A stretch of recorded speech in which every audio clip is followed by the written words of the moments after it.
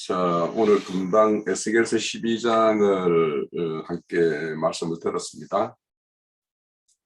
그 12장의 말씀은 8장에서 11장까지 선지자의 영을 열어서 예루살렘 성읍과 예루살렘 성전에서 이루어지는 일들에 대해서 여기 보면 반역한 족속이라고 하는데 그 반역한 이스라엘이 거기에서 우상 숭배하는 것들을 다 보고 그 이후에 이제 그들에 대한 하나님의 어떤 심판의 내용들을 그 행위로서 이렇게 보여주는 어떤 그 에스겔서에 보면 4장, 5장에서도 그 행위로서 선지자의 어떤 행위로서 앞으로 이스라엘이 당할 일들에 대해서 이렇게 예언을 해 주셨고 또 12장에서도 똑같이 이제 그 말보다는 행위로서 이제 앞으로 이스라엘이 당할 일들에 대해서 이렇게 보여주는 장면이에요.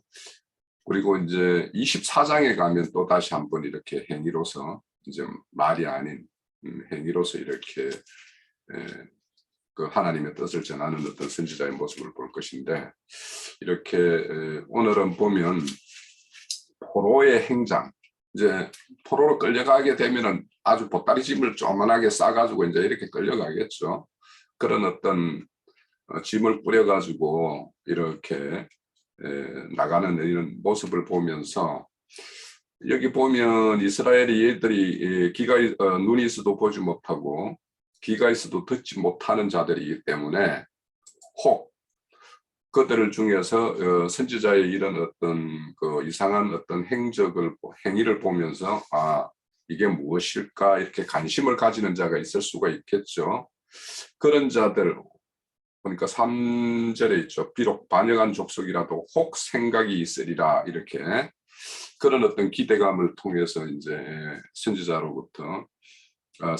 통해서 이렇게 포로로 끌려가는 이런 어떤 퍼포먼스죠. 이런 것들을 보여서 그들의 어떤 그 무감각한 것들을 이렇게 다시 한번 일으키기 위한 어떤 하나님의 어떤 그 의중을 우리가 볼 수가 있습니다.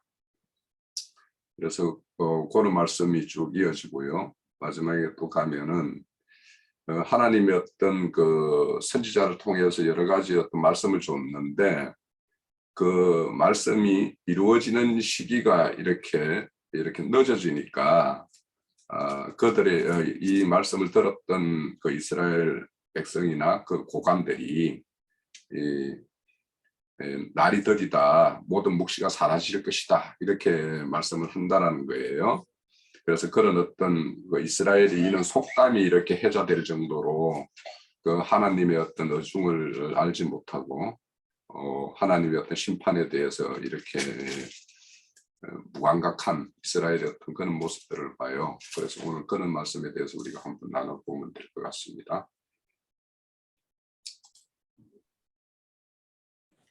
예, 형제자매님들 반갑습니다. 네, 그 에스겔 12장을 읽으면서 우리 지체들도 다 이렇게 많은 부분에서 느끼셨으리라 믿지만 저는 특별히 볼 눈이 있어도 보지 못하고 아니하고 들을 귀가 있어도 듣지 아니하나니 이렇게 해가지고 이제 눈과 귀가 이렇게 멀었다는 거죠.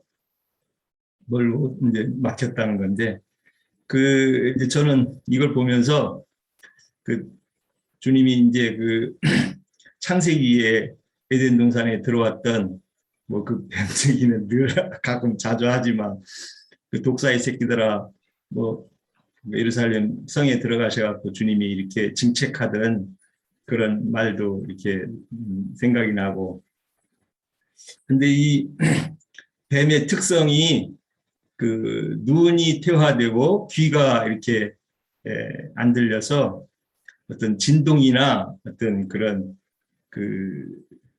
파장 이런 걸로만 이렇게 분별을 한다고 그래요. 뱀의 특성이. 참 그거 보면은 뱀 독에 이렇게 중독이 되거나 이 독에 이 마취가 되면은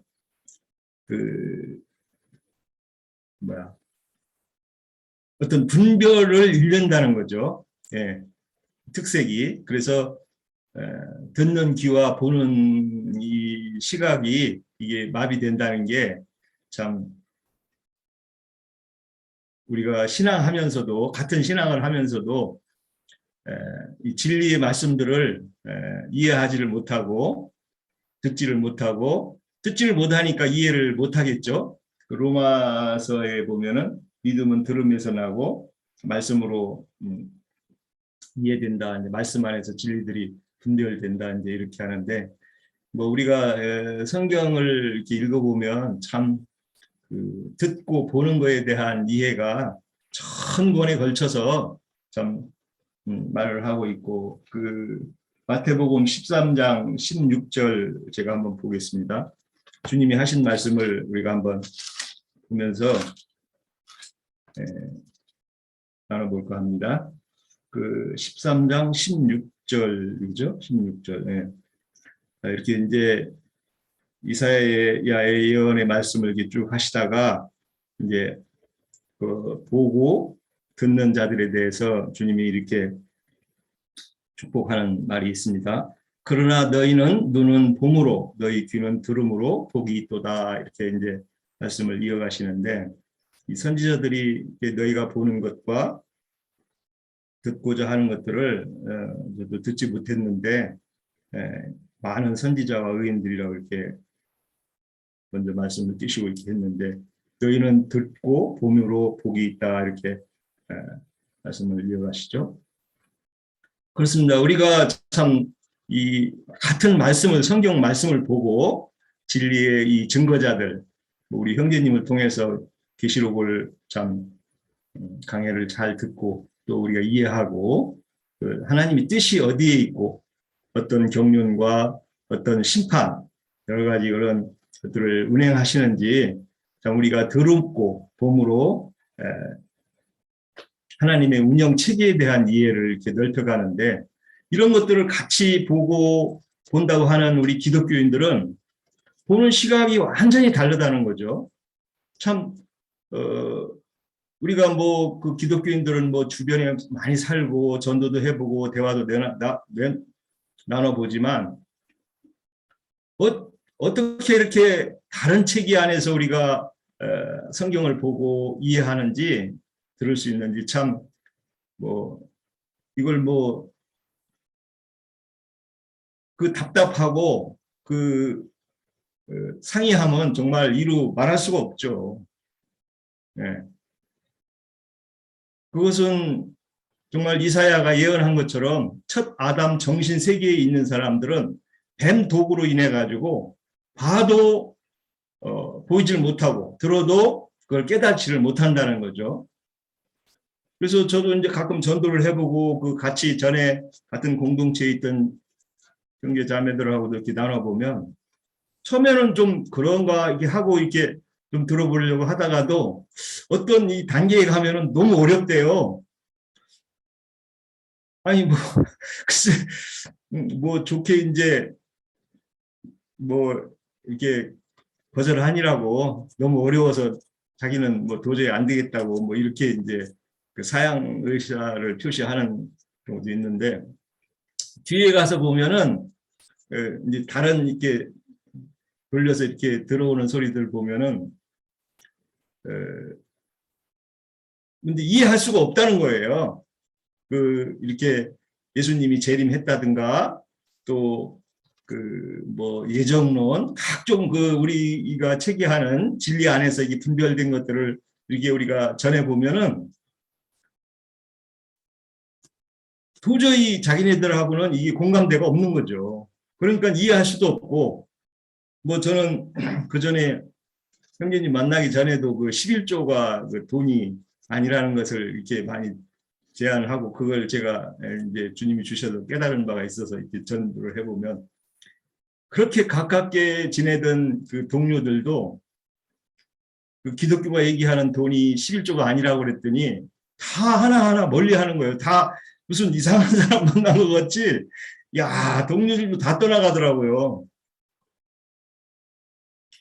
참 그 진리를 알고 진리에 대한 이런 그 교통이 서로 열린 마음으로 교통할 수 있다는 것이 참 주님 앞에 은혜고, 이 귀가 열린 자들의 이 눈을 볼 수 있는 자들의 이 은혜의 복인데, 이것이 참 가려졌다는 게 참 안타깝죠. 뭐 같이 한 집에 사는 자매도 참 다른 시각을 갖고 있으니까 그거야 주님이 자 배려해 주신 걸 저도 뭐 뒤에 어찌할 수는 없지만 참 안타깝고, 그래서 뭐 주님의 이런 듣고 보는 너희는 복이 있다고 한 말씀을 우리는 붙잡고 진리 안에서 이렇게 하늘 한 성을 주님이 준비해 주신 한 성을 향해서 믿음의 길을 간다는 것 자체도 늘 감사하고 그렇습니다. 그래서 그 이사야 예언이 오늘날 기독교에도 응하고 또 듣지 못하는 자들이 오히려 또 말은 잘해요. 이상한 그 세상 말로 빚어진 이 성경을 이해하는 그 말들은 너무 잘하는 그 사람들이 많기 때문에 오늘날 기독교가 이렇게 혼동스러운 거죠. 차라리 좀 들으려고 하고, 아, 내가 이걸 진리를 잘못 이해했나 해가지고 좀 이렇게 다르게 이해했나 하는 그런 베레아 사람 같이 성경이 좀 틀린 얘기를 해주면 그러한가 하고 해서 이렇게 살펴볼 수 있는 그런 마음들이 참 부족하죠. 그래서 뭐 우리 신앙이 참 여러 가지로 이렇게 혼돈하고 그 혼돈한 중에서도 지혜롭고 깨달은 자들을 주님이 이제 부르시는 건데, 계시록에서도 그 7 교회에 대해서 특별한 당부들이 있습니다. 뭐 다 아시겠지만 귀 있는 자는 들으라는 거죠. 성령과 말씀, 교회들에게 성령이 교회들에게 하시는 말씀을 꼭 들으라. 7 교회에 다 얘기합니다. 형제님도 증거하셨지만 그 아시아의 7 교회로 예표된 땅의 그 7 교회에서도 나와야 이기는 자가 되는 것이고, 그곳에서는 뭐 고칠 수 없는 정말 그 중병 걸린 그 음료로 예표되는 바벨론이화가 돼가지고 뭐 이쪽 교파 이쪽 말하고 저쪽 교파 이쪽 말하고 뭐 자기네 교파들이 서로 옳다고 주장하는 걸로 이렇게 꽉 차 있어가지고 그곳에서는 뭐 진리에 이를 수가 없다는 거죠. 우리 지체들이야 이런 진리 증거들을 뭐 충분히 공감하고 다 이해하는 바니까 참 우리에게는 정말 그 참 은혜죠.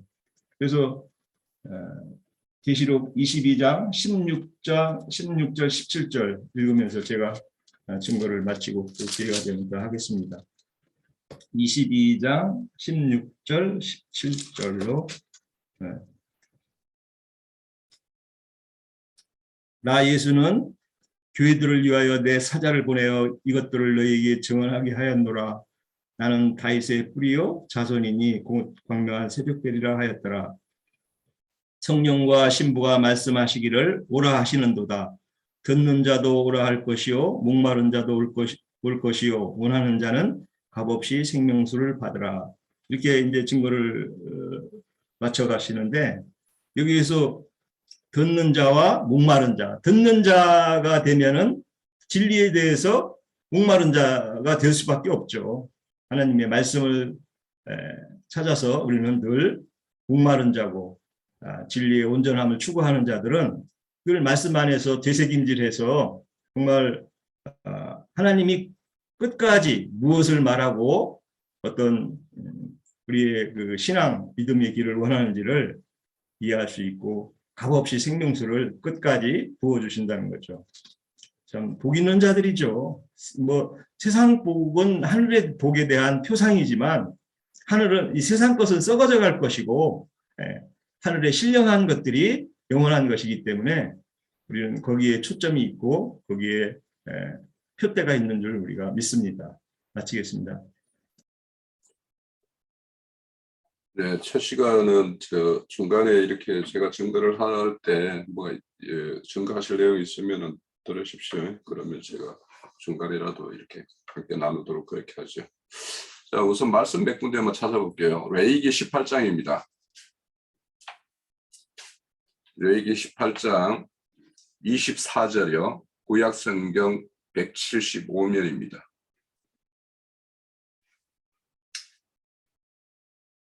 자, 18장 24절 제가 봉독할게요. 너희는 이 모든 일로 스스로 더럽히지 말라.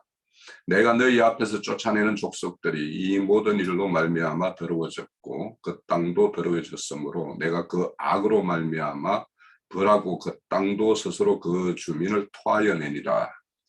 가나안 족속이 그 가나안 땅에서 이렇게 이스라엘에게 정벌당한 이유가 이런 어떤 토함이라는 거죠.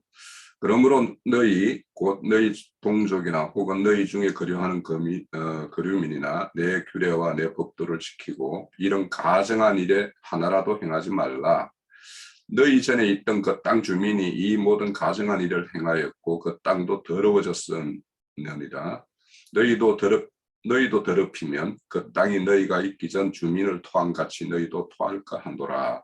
이 가증한 모든 일을 행하는 자는 그 백성 중에서 끊어지느니라. 그러므로 너희는 내 명령을 지키고 너희는 들어가기 전에 행하던 가증한 풍습을 하나라도 따름으로 스스로 더럽히지 말라. 나는 너희의 하나님 여호와이니라. 자, 요 말씀이 지금 응하고 있는 거죠. 지금 이스라엘은. 자, 그리고 내가 레위기 26장입니다. 26장 33절부터 좀 몇 절 읽어볼게요.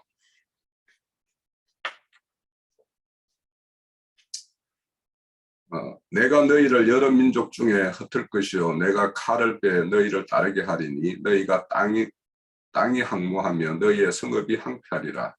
너희가 은수의 땅에서 살 동안에 너희의 본토가 항무할 것이므로 땅이 안식을 누릴 것이라.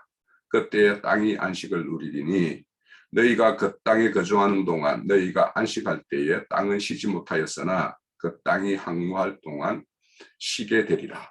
자, 이것이 지금 우리가 계속 에스겔서를 읽으면서 이스라엘의 어떤 심판을 행함으로 인해서 왜 심판을 당하는가 이렇게 더럽혀지기 때문에 땅을 더럽혔기 때문에 그래서 땅이라는 것은 우리가 표상이라고 늘 말씀을 하죠.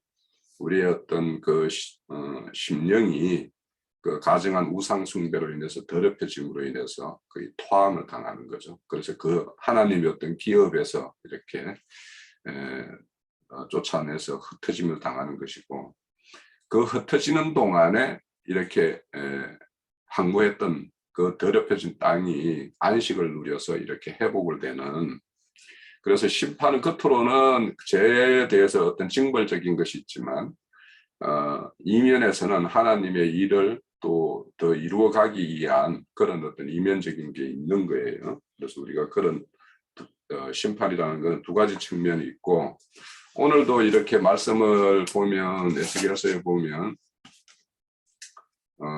궁극적으로 이렇게 심판을 행하고 그들이 포로로 끌려가겠지만 그런 미리 끌려갈 거에 대해서 예비적으로 이런 행장을 보여줌으로 인해서 왜 저럴까 하고 생각하는 사람들 그런 사람들이 있을까 하여 이제 선지자를 그렇게 한 것이고 또 뒤에 보면 소수의 무리에게는 그 기근과 이런 것들을 피하게 해서 그들이 다시 돌아오게 하겠다라고 하는 말씀이 이어지고 있죠.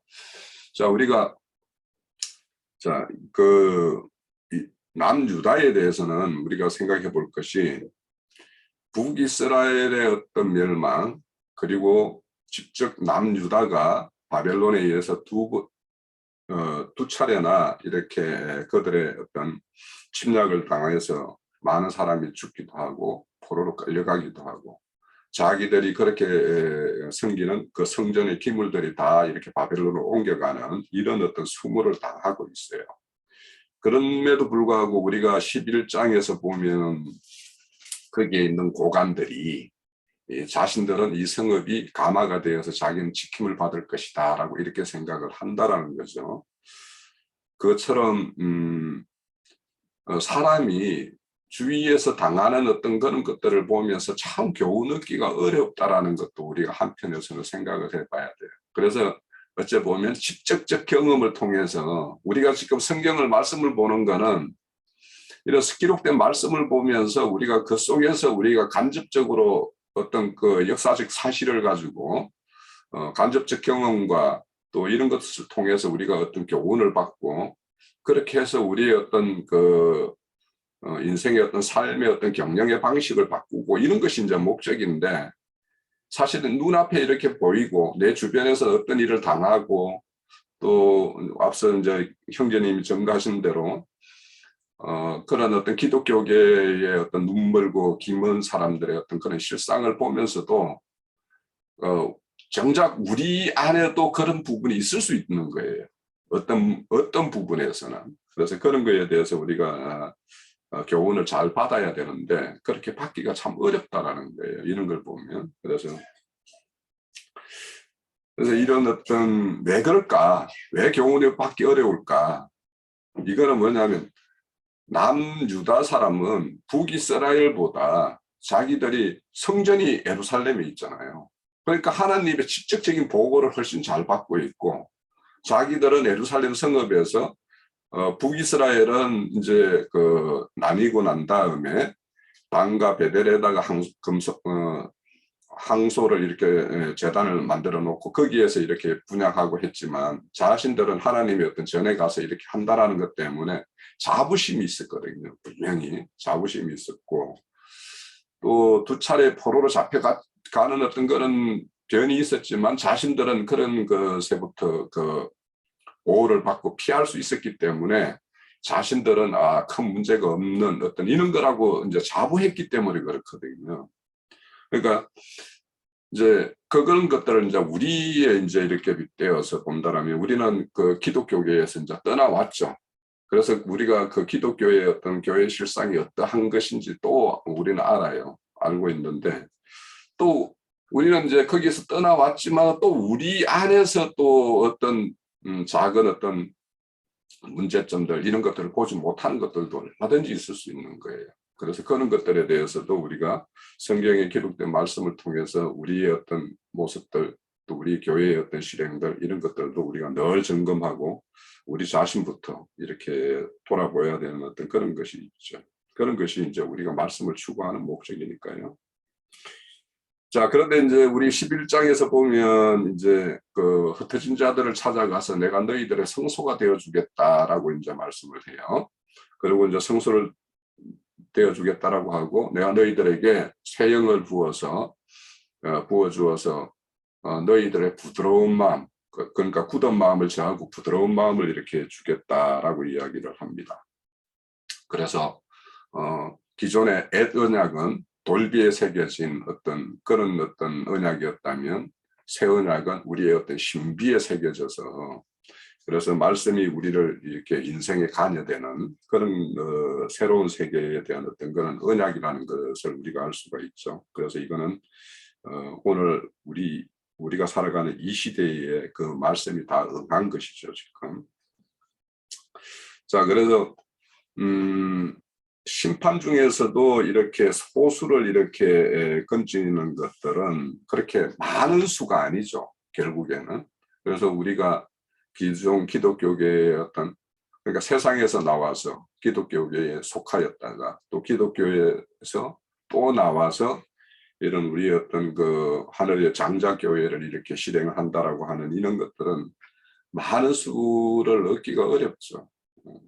그래서 여기도 보면 그들 중에 적은 수나마 그들을 얻기 위한 그런 어떤 방편으로서 하나님이 도모하는 것이 이렇게 흩음의 어떤 심판이다라는 것도 우리가 좀 알 수가 있을 것 같아요.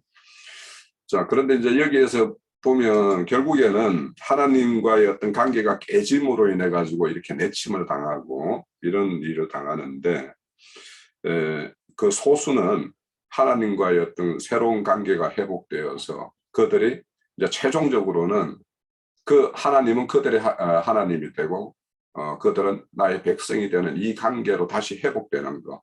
그것이 이제 생명관계로 더 나아가게 되면 아버지와 아들의 관계로 이렇게 진전이 되는 것이 이제 우리의 어떤 복음의 내용입니다. 자, 그런데 우리가 하나 또 생각해 볼 것은 심판이라는 것은 항상 큰 단위로는 이미 결정이 되어 있는 거예요. 자, 지금 금방 보면 이스라엘에 대한 심판이 당해서 이스라엘이 멸망을 당했고, 지금은 남유다가 두 번의 어떤 심판을 겪었고, 마지막 어떤 심판에 대해서 이제 경고하는 것이 선지자를 통해서 하는 것인데, 그러면 남유다에 지금 하나님이 쭉 계속 말씀하시는 거는 남유다 전체적인 그 심판은 이미 결정이 되어 있는 거예요. 민족적인 어떤 편. 그런데 그 중에서 그 남유다에 속한 자들 중에서 그 소수를 이렇게 건져서 새롭게 하나님 나라를 건축하겠다라는 것이 하나님의 계획이기 때문에, 그래서 우리가 기독교계 전체를 개혁하겠다, 뭐 어떤 교회 하나를 뭐 이렇게 완전히 개혁하겠다, 이런 거는 불가능한 거예요. 지금 선지자가 활동하는 것도 남유다의 심판은 이미 결정되어 있어요. 그렇지만 그것의 심판이 당장에 뒤에 가면은 왜 심판이 날이 더디니까 이 묵시가 사라질 것이다라고 이런 속담이 날 정도로 되느냐 하면, 하나님은 이미 이스라엘에 대한 어떤 심판은 결정이 되어 있지만 그들 중에서 이마에 그 성읍에서 일어나는 일을 보고 탄식하는 자들, 그런 자들도 구해야 될 것이고, 또 선지자를 통해서 말로서 이런 행동으로서 행위로서 보여줌으로 인해 가지고 그걸 보고 감각이 다시 살아난 자들, 그래서 그들의 어떤 과거의 어떤 그런 이방신을 이렇게 섬겼던 것들에 대한 어떤 가증한 일에 대한 어떤 회개가 일어나는 자들, 그런 자들을 구하기 위해서 사실은 시간이 우리 인간으로 보면 이렇게 지체되는 것처럼 이렇게 보인다라는 거예요. 그러니까 우리가 그 계시록 지금 18장 우리가 그 건너가서 이제 19장 말씀을 듣는데, 18장에도 그 바벨론 성읍에 있는 자들 중에서 거기서 나오라고 하는 것이 바벨론 성 전체를 우리가 완전히 뭐 하나님의 어떤 새로운 어떤 교회로서 이렇게 바꾸는 이런 작업이 아니잖아요. 그래서 우리가 그런 것들에 대해서도 이렇게 잘 봐야 되고, 또 그게 이제 주님도 이 땅에 오셔서 유대교에 대한 어떤 심판이 행해질 때 저는 거기에서 산으로 도망가라고 했죠. 도망가는 거는 각자가 그 말씀을 듣고 이게 임박한 심판이구나, 하나님의 우리에게 마지막 주는 경고구나, 그렇게 들은 사람들은 도망갈 것이고, 그렇지 않은 자는 거기에 눌러앉아서 가가 하던 대로 그렇게 하겠죠. 자, 이거는 우리가 좋은 예로 보면 소돔과 고모라를 심판할 때도 매 마찬가지예요. 소돔과 고모라는 심판은 이미 천사들이 아브라함을 찾아와서 거기에 의인 10명만 있으면 내가 안 할게 뭐 이렇게 할 때부터 이미 거기에는 심판은 이미 결정되어 있는 거예요. 그렇지만 그 중에서 아브라함의 어떤 마음에 품고 있는 그 롯의 가족들, 그 가족들을 불러내기 위한 어떤 시간이 잠시 이렇게 지체되는 것이고, 또 여리고성의 라합 같은 경우도 보면 여리고성은 이미 심판이 결정되어 있어요. 그렇지만 그 성에서 의롭게 행했던 그 라합의 가족들을 이렇게 구해내기 위해서 그렇게 하나님이 이런 어떤 일을 하시는 것들을 보면, 우리가 큰 단위의 어떤 심판은 피할 수 없고, 그 중에서 우리가 또 피하는 자, 피해 나오는 자, 도망하는 자, 이런 자들은 우리가 살 수 있는 거다라는 것을, 오늘날도 교회에 붙어서 개혁하고자 하는 사람들이 있으면 우리가 이런 말씀을 가지고 그들이 그게 아니다라는 것을 잘 증거해서 거기에서 나오게끔 하는 것이 이제 우리가 해야 될 것이겠죠. 그래서 왜 이런 사람들이 왜 하나님의 심판이 더디고 묵시는 앞으로 너희들이 선지자를 통해서 우리에게 전해준 말씀은 그냥 아무 의미 없이 사라질 것이다라고 이렇게 하느냐 하면, 그런 자들이 하나님의 어떤 자비하고 긍휼과 최후까지 하나님의 어떤 구할자를 구하고자 하는 어떤 이런 어떤 마음들을 알지를 못하니까 이렇게 오판을 하는 거죠. 그래서 그런 사람들은 대부분 허탄한 말과 거짓된 어떤 이런 정죄 보는 자들, 우리 13장에 가면 계속해서 13장은 다 그런 이야기입니다. 거짓 선지자에 대한 심판의 내용이 이제 13장의 다 내용인데, 그런 자들에 의해서 뭔가 마음이 굳어져 버린 자들, 그런 자들이 이제 이런 허탄한 이야기들을 하게 되고, 허탄한 이상을 가지게 되고, 그래서 기독교 교회를 개혁하기 위해서라도 나는 거기서 한번 싸워보겠다고 이렇게 하는 자들이 있는데, 그런 것이 그 자체가 또 헛된 것이다라는 걸 우리가 잘 증거할 필요가 있겠죠. 자, 그래서 이제 이런 어떤 거짓 선지자들에게 미혹된 자들이 결국에는 눈이 있어도 보지 못하고 귀가 있어도 듣지 못하고, 그래서 그렇게 무감각한 자들이 되어 있어요. 그런데 이제 눈이 멀어서 보지 못하는 자들은 처서하는 말로 이제 할 것이고, 귀가 멀어서 듣지 못하는데 눈은 열려 있는 자도 있을까 하여 이렇게 행위로서 이제 이렇게 우리가 하는 것을 이렇게 볼 수가 있습니다. 자, 여기에서 보면 이제 이스라엘 백성들을 반역한 족속이라고 이야기를 해요. 그 반역이라는 것은 하나님과 그들의 조상 아브라함은 약속을 했어요. 약속 관계예요. 그러면 결국에는 여기서 반역이라는 것은 약속을 깨버린 것이 반역이죠, 결국에는. 그래서 약속에 따라 우리는 신앙을 해야 되고, 그 약속에 대한, 그래서 믿음이라는 것이 결국에는 약속을 지키는 것 쪽으로 이렇게 우리를 끌고 가게 되어 있어요. 그러니까 믿음이라는 것이 우리는 미싸우니가 아니라 우리 안에 있는 믿음이라면, 믿음이라는 것이 그 약속을 지키는 쪽으로 나아가게끔 하는 것이 그게 옳은 믿음이지, 우리가 말로만 하는 것은 아니다.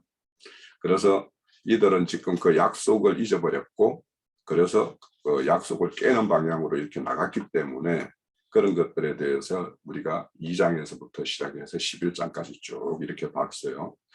그리고 이제 앞으로 이제 12장에서부터 쭉 24장까지는 그는 어떤 심판의 경고들이 계속 이어질 겁니다. 그렇게 되고요. 그래서 심판에는 이제 심판에 의해서 멸망과 포로 이런 많은 일들을 보면서도 우리가 공의의 하나님, 심판의 하나님, 이것과 우리가 어저께도 이제 형제님을 통해서 들었듯이 사랑의 하나님, 이것을 두 개를 다 겸해서 우리가 잘 이렇게 하나님에 대해서 이해를 해야지. 지금 뭐냐면 심판에 대해서는 모르니까 심판을 통해서 너희들이 여호와 하나님인 줄 알리라 이렇게 이야기를 하는 거예요. 그러니까 사람들은 지금 모세를 통해서 준 축복의 말만 이렇게 좋은 걸로 이렇게 받아들이고, 모세를 통해서 경고하는 말씀에 대해서는 경홀히 여긴 이런 것들이 결국에는 우상숭배로 나아갔고, 이런 심판을 당하는 것까지 우리가 나아가는 걸 볼 수가 있습니다. 자, 우리가 앞서서 그렇게 회개에 대해서, 돌이키는 것에 대해서, 교훈받는 것에 대해서 참 어렵다라고 말씀을 내가 드렸는데, 자, 이런 그 심판의 내용, 이런 것들을 직접 목도하면서 오히려 그들은 그것을 오판해가지고, 저들은 하나님의 불의하게 행했고 자기들은 어렵게 행했기 때문에 그 불의한 자들의 기업을 자기들에게 주기 위해서 하나님 행한 것이다, 이렇게 이야기를 우리가 하는 것을 우리가 앞장에서 봤는데, 실질적으로 하나님은 그들을 이렇게 살려둔 것은, 흩어진 자들은 그래도 좀 더 가능성이 있지만 그들은 여전히 눈 멀고 귀 멀어서 듣지 못하는 자들이기 때문에 사실은 더 어떤 심판의 어떤 더 가혹한 심판이 예정되어 있는 것인데, 그런 것들을 오판한 것이죠. 그래서 이런 하나님에 대해서 우리가 사랑의 하나님, 공의의 하나님, 이런 것들에 대해서 우리가 알려면 결국에는 하나님의 어떤 영이 우리에게 부어져서 자신의 어떤 과거의 행습들이 어떠했는가 하는 것들을 이렇게 살펴볼 수 있는 그런 것들이 되어져야지만이 자신을 바라볼 수밖에 보는 인간의 한계가 있다. 그래서 우리 회개의 영이라고, 회개의 영을 이렇게 부어짐을 받아야지만이 우리가 과거의 그런 것을 이제 돌이킬 수 있다라고 하는데, 결국에는 회개의 영이 부어졌다라는 것은 자기가 이렇게 낮아진 심령, 가난한 심령이 되는 것이 결국에는 회개의 어떤 영이 부어짐의 어떤 정상이라고 봐요. 그런데 이제 우리가 이런 어떤 돌이키고 이런 것들이 진짜 하나님의 은혜라는 것은 우리가 그 누가복음 15장의 내용을 보면 잘 알 수가 있어요. 거기 보면 이제 세 가지 경우를 말하고 있는데, 잃어버린 어린 양 한 마리를 찾는 건데 어린 양이 스스로 주인에게 찾아올 길은 없잖아요. 그죠? 그래서 주인이 찾아 나가서 그 어린 양을 찾아오는 거잖아요. 그리고 두 번째가 그 잃어버린 드라크마예요. 드라크마 그거는 지가 발이 있어서 손이 있어서 찾아올 수 있는 게 아니잖아요. 그래도 양은 어째 보면 뭐 손발 발이라도 있으니까 뭐 모르겠습니다. 그런데 드라크마는 자기가 스스로 찾아올 길이 없잖아요. 주인이 찾아가야 되잖아요. 그런데 세 번째는 이제 그 둘째 아들이에요. 아버지의 어떤 그 유산을 받아가지고 나간 아들이에요. 그게 어떻게 보면 사람이니까 자기가 스스로 자기의 어떤 과거를 뉘우쳐서 돌아올 것처럼 하지만 그것이 아니라는 것을 보여주기 위해서 위에 두 가지 이야기를 딱 붙여놓은 거예요. 그러니까 어린 양과 드라크마처럼. 그러니까 둘째 아들이 회개하고 돌이켜서 아버지 집으로 다시 돌아오는 거는 그 자가 스스로 돌이켜서 돌아온 것이 아니라는 거예요. 그러니까 하나님의 그런 어떤 아버지의 마음이죠. 아버지의 그 간절한 마음이 그렇게 아들에게 그런 심령을 이렇게 간격이 되어서 그래서 그게 다 영적인 일이라는 거죠. 자, 이것처럼 이렇게 회복이 되어지는 것들에 대해서도 우리가 11장을 통해서 이제 지금까지의 말씀을 통해서 이렇게 돌이키기가 얼마나 어려운가 이런 것들도 한번 생각을 해볼 수 있다 싶고요. 자, 여기는 말씀해 보면은 낮에 행장을 이렇게 꾸려가지고 이렇게 밖에 내놨다가 저녁에 되면은 이제 뭐 성벽을 뚫고 이렇게 나가는 것처럼 이렇게 선지자의 행위를 합니다. 자, 선지자의 이런 행동을 이렇게 보이는 것은 먼저 이렇게 포로 잡혀간 자들에 대해서 예루살렘에 있는 성읍에 있는 고관들이 하는 행위들이 있었죠. 그 사람들을 멸시하고 포로 잡혀간 자보다 자기들이 더 우월적인 어떤 그런 어떤 하나님 섬김의 어떤 본이다라고 이렇게 생각하는 이런 것들이 있었는데 그것이 아니다라는 것을 이렇게 보여주는 거예요. 그리고 또 포로 잡힌 자들에게는 우리가 이렇게 잡혀온 것이 우리가 뭔가 그들보다 남은 자들보다 못해서 우리가 잡혀온 것이 아니다라는 어떤 위로의 어떤 측면도 있는 것이고 그래서 앞으로 예루살렘에 남아있는 자들도 과거에 그들이 했던 행습을 계속한다라면 우리와 같이 이렇게 포로로 잡혀올 수밖에 없다라는 이런 경고를 보내는 겁니다. 그래서 이렇게 고관들이나 이런 사람들은 이미 어떤 그 세상적 가치 이런 거에 의해서 완전히 그 모든 하나님의 행사를 바라보는 것들을 우리가 볼 수가 있어요. 그래서 이런 이 세상적인 허무한 것들에 의해서 마음이 뺏긴 자들이 이렇게 돌이키는 것은 얼마나 기적과 같은 일인가. 여기 우리 계시는 우리 형제 자매님들이 얼마나 기적 같은 일이 각자에게 이렇게 일어난 것인가 이런 것들을 잘 생각을 해보면 정말 어찌하여 여기 와가지고 이렇게 우리가 같이 이런 말씀을 나누고 같이 이렇게 얼굴을 맞대어 볼 수 있는지 참 한번 생각을 해보시면 놀라운 일이에요. 그 순간순간마다 그 징검다리들이 다 있었어요. 누구를 통해서 여기까지 이렇게 안내를 받고 이렇게 왔는가. 그거 보면 참 놀라운 어떤 하나님의 어떤 행습이다 이런 것들을 우리가 볼 수가 있죠. 자, 우리 시편 내용에 보면 그렇게 이런 말이 있어요. 허무한 것들, 그러니까 우상 숭배하는 것들. 우리가 이 가나안 족속들이 금원으로 만들어 가지고 우상을 만들고 그런 것들을 섬겼던 이런 것들을 가만히 생각을 해보면 거기에는 이제 그냥 어떤 거를 세워놓고 했는지는 제가 알 수는 없으나 그들의 어떤 손발 길을 다 만들어 놓은 지금 우리가 예수의 어떤 상이라고 해서 예수의 어떤 사람 상을 만들어 가지고 십자가에 달려 있는 어떤 그런 상을 만들어 놔놓고 예수님의 어떤 그런 어떤 십자가 희생을 이렇게 생각하게 하는 이런 것들도 가만히 생각을 해보면 그것도 잘못 이렇게 하면 그것도 하나의 우상이 되어버리는 거죠. 근데 이제 그렇게 만들었을 때 눈, 코, 귀, 입, 뭐 손 이런 것을 다 만들어 놔도 그것들이 완전히 감각이 없다라는 거예요. 그러니까 그들은 손발이 모양은 있으나 그것으로 어떤 움직일 수 없는 어떤 그런 실상이라는 거죠. 그런데 그런 것들을 이렇게 섬기는 자들은 그러니까 그것들은 감각이 없고 생명이 없는 거죠. 그런데 그런 것들에 붙들려서 그런 것을 섬기는 자 역시 그들에게는 그와 같다라고 하는 말씀이 나와요. 그러니까 그들에게도 역시 생명이 없어요.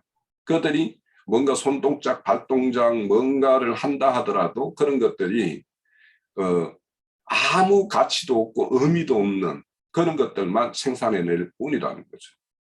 그래서 오늘 이런 13장에 가서도 이제 뭐 다루겠지만 그런 무감각하고 생명 없는 것들의 어떤 그런 활동이라는 거 이런 것들이 얼마나 무력하고 이런 것인지를 우리가 겉으로 볼 때는 그 사람들이 참 굉장히 우리보다 더 활동성이 강하고 활발하죠. 그렇지만 그것들은 하나님의 어떤 영적인 생명 세계로 관점으로 본다면 아무 가치도 없고 그런 것들을 이렇게 낼 뿐이다라는 걸 우리가 좀 알면 좋겠어요.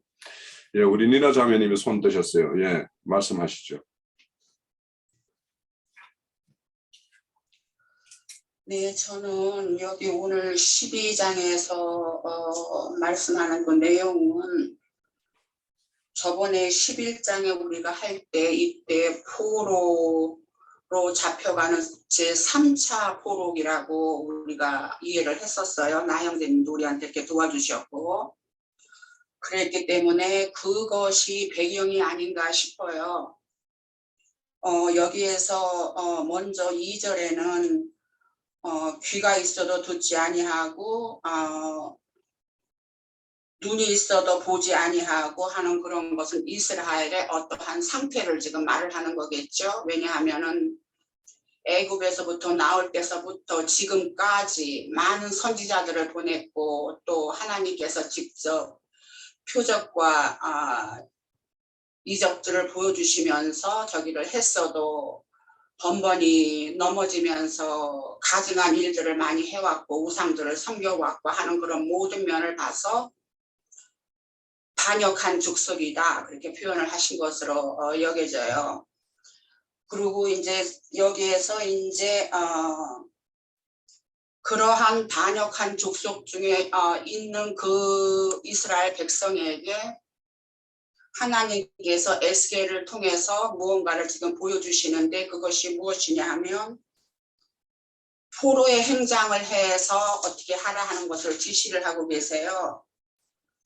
이제 그거는 이제 말하자면은 이때 당시가 제3차 포로 때이니까 여기에서 보면은 쭉 내려가서 그 4절 이하에서 쭉 보면은 성벽을 뚫고 그리로 나가라 뭐 캄캄한 밤에 어깨에 메고 얼굴을 가리고 땅을 보지 말라 하는 이런 저기가 다 있는 것이 그 열왕기 하에 보면 시드기야 왕이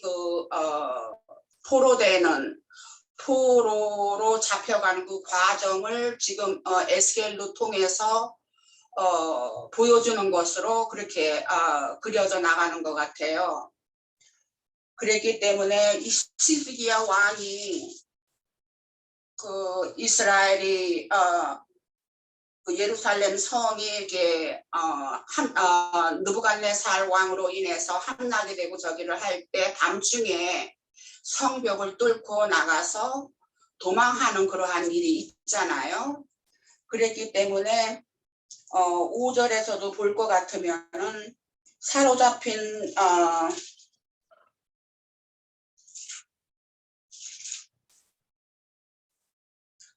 성벽을 뚫고 그리로 따라옮기되 하면 왜 밤중에 왜냐하면 밤중에 그 시드기야 왕이 도망을 했기 때문에 여기서도 에스겔 보고도 낮에는 행장을 밖에다 놓아라 했지만도 실제적으로 도망을 가는 거는 밤에 하는 것으로 그렇게 봐지는 걸로 생각이 되어져요. 그랬기 때문에 밤중에 성벽을 뚫고 나가는데 그것이 6절에서는 캄캄한 때에 그들의 목전에서 어깨에 메고 나가며 얼굴을 가리고 땅을 보지 말지어다 하는 이 말씀을 그것이 이스라엘 족속에게 징조가 되게 함이라 한 것이 제가 이것을 맞게 봤는지는 잘 모르겠지만 시드기야가 나중에 눈을 잃고 눈이 다 빼지잖아요. 림나에서 느부갓네살 왕에 의해서 그랬기 때문에 볼 수가 없는 그것을 예시를 하는 눈을 잃을 것이라 하는 것을 예시를 하는 것이 아닌가 하는 것으로 생각을 해봤어요. 그랬기 때문에 여기에서 시드기야 왕이 어떠한 것을 당할 것이다 하는 것을 에스겔 선지자로 통해서 지금 보여주시는 걸로 그렇게 말씀이 이어져 나가는 것 같아요. 그랬기 때문에 7절에서는 보면은 그래서 그러한 것을 그대로 에스겔이 이제 행동으로 옮기잖아요. 그리고 이제 9절이나 11절 그 사이에 보면은 거기에서 말씀하시기를 9절에서 이런 것을 이렇게 보여줬으니까 이스라엘 백성들이 너한테 뭐 물어보는 거 없더냐 하면서 또 하나님께서 우리 정말로 인간사에서 우리가 서로 대화를 하듯이 그렇게 하는 그런 것을 저는 좀 느꼈어요. 신이라고 해서 우리와 멀리 있는 것이 아니고 우리와 가까이 있으면서 정말로 친구처럼 이렇게 에스겔하고 이렇게 대화를 하는 것처럼 그렇게 느낀 것을 저는 좀 느꼈거든요.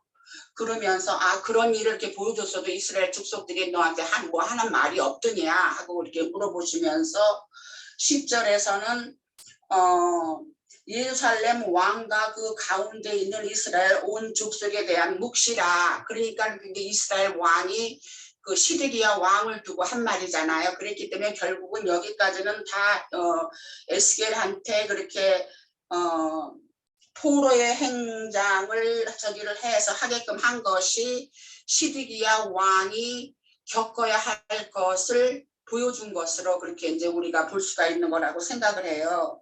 그래서 12절에도 다시 보면은 6절에 있었던 것처럼 얼굴을 가리고 땅을 보지 말지어다 한 말이 12절에 다시 눈으로 땅을 보지 아니하려고 자기 얼굴을 가리리라 하라 한 것이 결국은 눈을 빼고 하면은 상처가 나고 저기를 하니까 얼굴을 싸매야 되지 않았을까 하는 그것을 다시 상기하는 것으로 저는 봐줬어요. 그리고 13절에는 내 그물을 그의 위에 치고 내 올무에 걸리게 하여 그를 끌고 갈대아 땅 바벨론에 이르리니 그가 거기에서 죽으려니와 그 땅을 다시 못하리라 하는 것이 시드기야가 종말에 어떻게 되는 것을 또 다시 예언을 하셨잖아요. 거기에서 그렇게 해서 죽잖아요. 시드기야는 돌아오지 못하고 그랬지만 이제 거기에서 그름과 동시에 그렇게 되려면은 그 시드기야를 호위하는 그런 군대라든가 이제 모든 사람들은 다 하나님께서 흩으시게 마련이죠. 그래야만 도움이 없고 하니까는 완전히 포로된 상태에서 변을 당하게 되는 것은 뻔한 이치니까 또 그랬기 때문에 그렇게 하는 것이 결국은 여호와께서 자기 스스로가 그렇게 칼을 드시면서 심판을 하시는 것을 보여주는 것이며 이것이 다 이스라엘 백성들에게 여호와의 그 두려움을 나타내는 것이 아닌가 하는 것으로 봐지고요. 저는 또 이것을 어떻게 생각했냐면 시드기야 왕이 이렇게 처절하게 이렇게 심판을 받은 것도 에레미야 선지자도 많이 핍박을 하고 막 그랬잖아요. 그리고 참 하나님을 떠난 악한 짓을 많이 했기 때문에 이러한 저기를 벌을 내리시지 않으셨나 하는 것으로 생각이 되어지고 그러나 이제 그 중에서 그 바벨론에서 몇 사람은 칼과 기름과 정연변에서 벗어나게 한다 하는 것이 결국은 이제 그 사람들이 앞서에서 우리가 11장에서 하나님 당신이 성소가 되어서 부드러운 살로 만들어 부드러운 마음을 주어서 다 돌이키게 하시는 그 일을 하시는 그 사람의 그 사람들을 두고 하신 말씀이 아닌가 생각이 되어져요. 왜냐하면 결국은 이 사람들이 칼과 기근과 전염병에서 벗어나서 돌이키는 심령에서 하나님께서 은혜를 베푸시어서 남은 자로 인해서 예루살렘으로 돌아오는 자에 모아지는 사람들이 아닌가 하는 것으로 또 봐지고요. 또 이제 그 말씀 이제 17절 이하에는 그렇게 황폐하게 예루살렘이 완전히 이제 그 포로에 접하면서 거기에서 에스겔 보고 하는 소리가 떨면서 음식을 먹고 놀라고 근심하면서 뇌물을 마시며 하는 것이 그만큼 예루살렘이 황폐한 상태가 아닌가. 그랬기 때문에 모두 다 긴장된 상태에서 하나님의 두려움에 접한 그러한 그 상태. 그랬기 때문에 평강이라는 것은 전혀 찾을 수 없고 음식을 먹어도 두려울 것이고 모든 두려움에 떠는 그러한 상태를 그린 말씀이 아닌가 싶고 그 자연히 또 그 백성들도 거기에 거하는 백성들도 또 그러한 모든 포악스러운 그 가증한 일 하나님을 떠나서 아세라 신이라든가 모든 그런 가증한 일들을 섬긴 그 우상들을 섬긴 그런 포악한 행동들로 인해서 저주를 받아 심판을 받은 그 땅에 황폐하게 되었으므로 그 전쟁 뒤에 오는 그 어떠한 그 상태 분위기 그러한 저기에서 사람들이 집행을 한다는 것은 불안과 초조와 두려움에서 음식을 먹는다 해도 즐거움도 없을 것이고 그러한 것을 그린 말씀이 아닌가 하는 거로 봐지고요.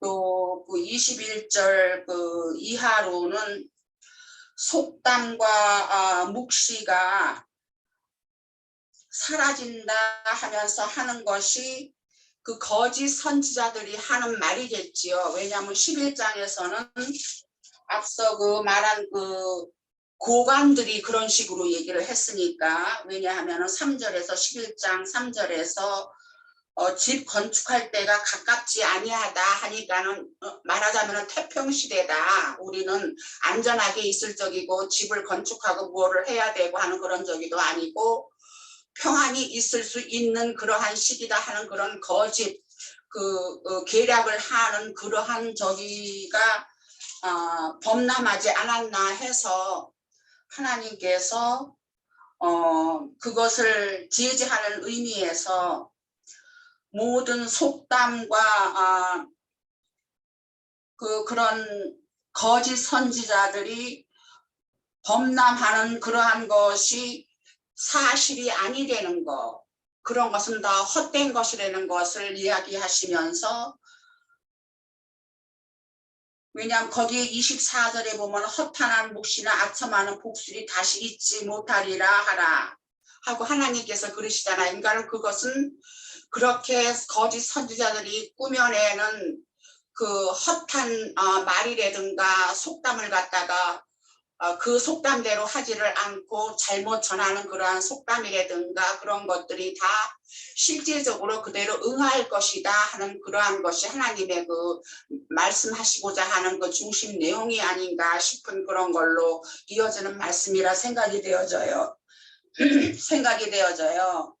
그랬기 때문에 13절에서 보면은 거짓 선지자들의 종말이라 하는 그 타이틀로 해서 그러한 말씀이 연결되지 않나 하는 그런 것으로 봐지는 것 같습니다. 네, 여기까지 하겠습니다.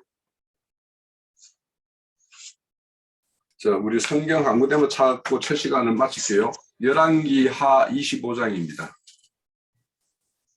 지금 자매님께서 말씀하신 내용이 거기에 다 나와 있고 맞습니다. 여기에는 열왕기 왕하 25장.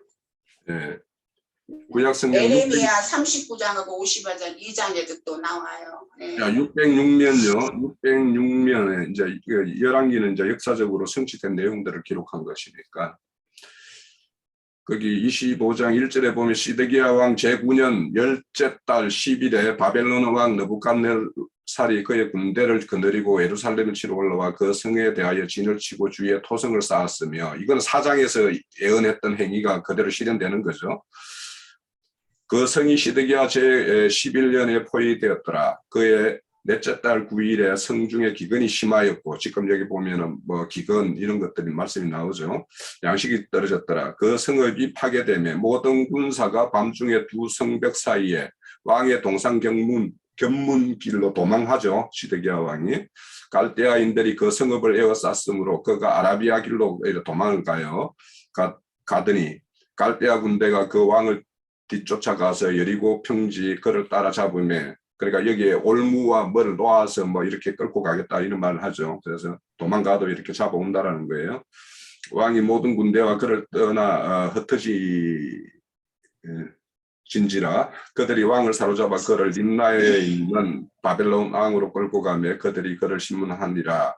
그들이 시디아의 아들을 그의 눈앞에서 죽이고 시드기야 두 눈을 빼고 노사슬로 그를 결박하여 바벨론으로 끌고 가더라. 자, 이것이 이제 그 예언인데, 우리가 그 에스겔서는 1절에서부터 보면 7절까지의 어떤 예언이 하나가 있고요. 또 8절에 보면 이튿날 아침에 여호와 말씀이 또 임하여 이렇게 되어 있어요. 그래서 온 이스라엘에 대한 어떤 그런 그 포로잡힘과 시드기야 왕에 의해서 또 이렇게 되어질 일, 이런 것들이 두 개가 다 이렇게 함축되어 있는 것이 에스겔의 어떤 장래에 예언된 어떤 심판의 내용이다. 이렇게 좀 이해를 하시고, 자, 첫 시간은 요쯤 하고 마칠게요.